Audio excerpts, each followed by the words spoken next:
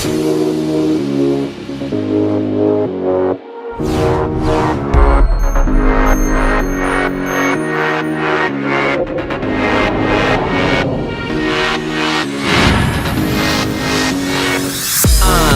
evening, everybody. It is bang on 7:30 here in the UK. Thank you so much for joining us live right now.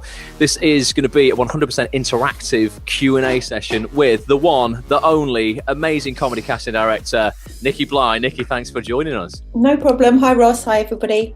So Nicky's joining us by phone, so you got to stare at my ugly mug for like the next 60 minutes, but you will hear the dulcet tones of Nicky all night. She's going to be dishing out all of the advice, anything you want to ask on acting, casting, auditioning, comedy in particular, self-taping, marketing. We and Nicky were just talking then about, like, we just both addicted to positivity effectively and hate seeing, unnecessary negativity in the industry. So maybe if anyone wants to ask questions about how you can be more positive in and out of your acting career, let us know that. Just let me know, first of all, that we are coming through loud and clear. I'm going to give a few shout outs to people. Nicky, have you got the chat there, Nicky? Have you opened that, or? Let me just Because you don't have to follow that. I can. But I have to sort of flip back and forth. But yeah, I can see it. Okay. Good. So you can see, I want to say hello to John, Wendy's here, Sam's here, Alison's here, Eloise, Richard, Mark, Lee, Lucy, Sue. So a few people haven't logged into the chat. If you click on the buttons below, you can log in via Facebook, Twitter, just by signing up to chat roll if you want, but Facebook and Twitter are much, much quicker. See Richard Haler here, Nicky all the way from Miami. He's joining us. Mark Joseph's there as well. All right, Mark, they're all saying hello, Nicky. Welcome, Nicky. Lucy's here as well. All loud and clear. Amazing. So this is all working. Nicky, before we kind of get stuck in, we're just going to let people get used to the chat and everything like that.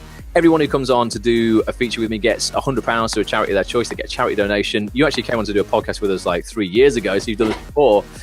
Who's it going to this time and why? So it is going to the Children's Trust, which is a very local charity to me, actually, but it's actually one of the UK's leading charities for children with brain injury. So it's giving children with brain injuries the opportunity to live the best life possible, really. And it's very local to me and very special to me, and that's where I'd like it to go. Amazing. Because you said you used to work there when you were younger.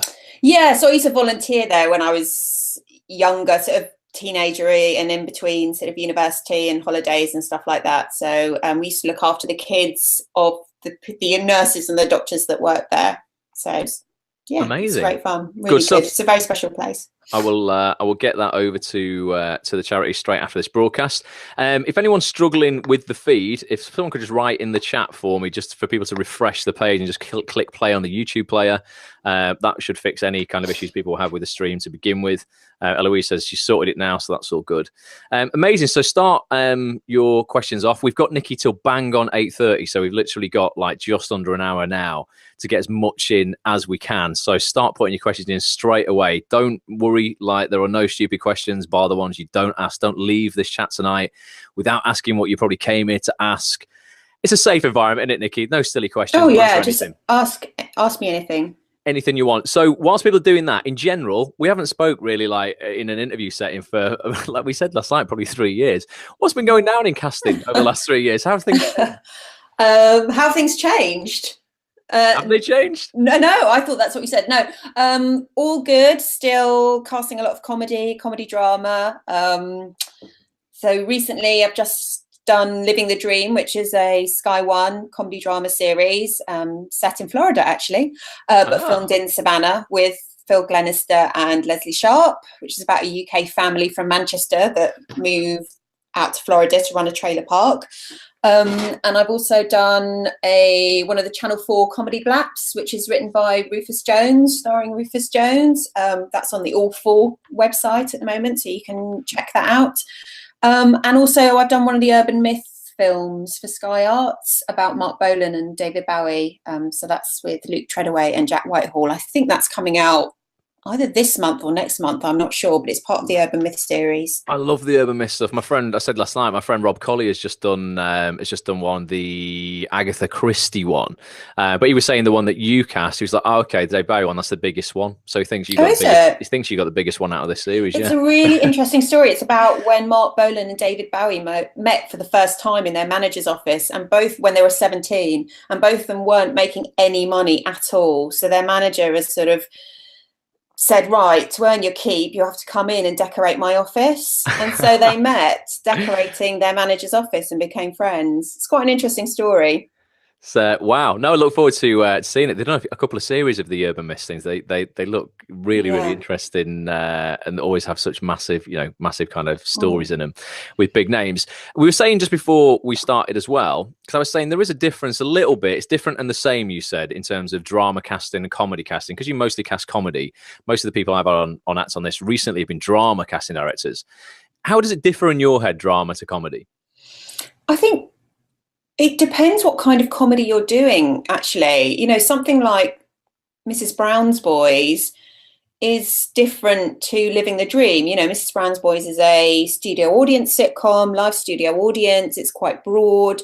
Living the Dream is an hour, more drama than comedy, single camera, shot on location. So each comedy that you do needs a different type of performance. Acting in the office is not the same as acting in a broad sitcom. So but that's sort of more technique as opposed to you change how you act. I always say to actors, just because it's funny, they're still real characters. You still got to play them truthfully and let the comedy come out of the situation as opposed to just being funny. They've still got to be believable.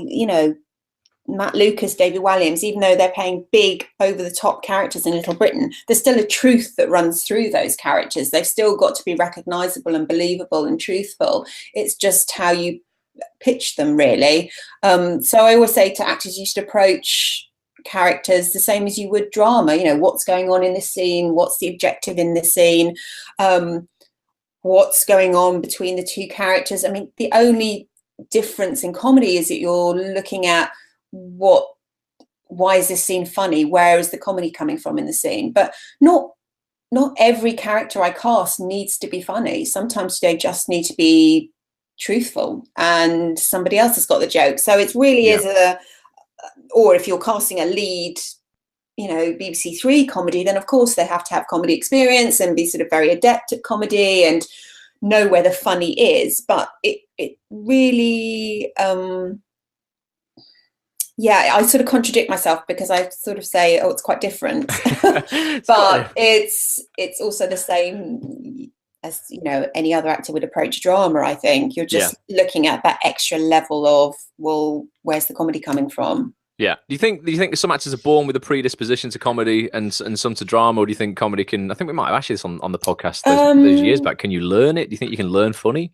I think there are people that are inherently funny boned, that comedically very gifted. Reece Shearsmith, Steve Pemberton, Miranda Hart, Johnny Vegas. People like Amy Poehler, Tina Fey. They're just inherently gifted comedy wise. A lot of those people can do drama as well brilliantly, so it's not exclusive to comedy. There are other actors that I think are quite clever to know where some comedy is and can do some comedy, so maybe some single camera, and they can pitch a joke, but it's not their natural instinct. And there are other very, very successful actors that don't touch comedy with a barge pole, that just, it's not for them. They don't have that comedy instinct. So whilst I think it's a muscle like anything, if you keep going at it, you can get better at it. Yeah. I do think there are some brilliant actors that just will never be funny, that that don't have that skill, really.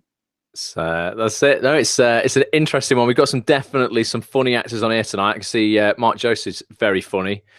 He just asked the question, what can actors do to increase their chances of being brought in for TV comedy? And Mark does a load of online comedy skits and sketches on his YouTube channel and that sort of stuff. And I don't think, as of yet, Mark, you kind of publicize those or promote those to casting directors in order to get work. It's just something that you do on your own back. Do you ever kind of watch comedy online, Nicky, in order to discover new people? God, all the time. And it's become easier and easier. I mean, it used to be that you had to sort of wait for Edinburgh to come around to see everybody's shows. But now you can watch them on YouTube, you see all the Fringe stuff. There's so many places to watch it. I'm always slightly mindful, though, of people separating their comedy from their acting, because when I do workshops, I always say, I don't think Sheridan Smith does that, or Olivia Colman or David Tennant. They don't or Hugh Bonneville, for example, he's not separating out his comedy work from his drama work.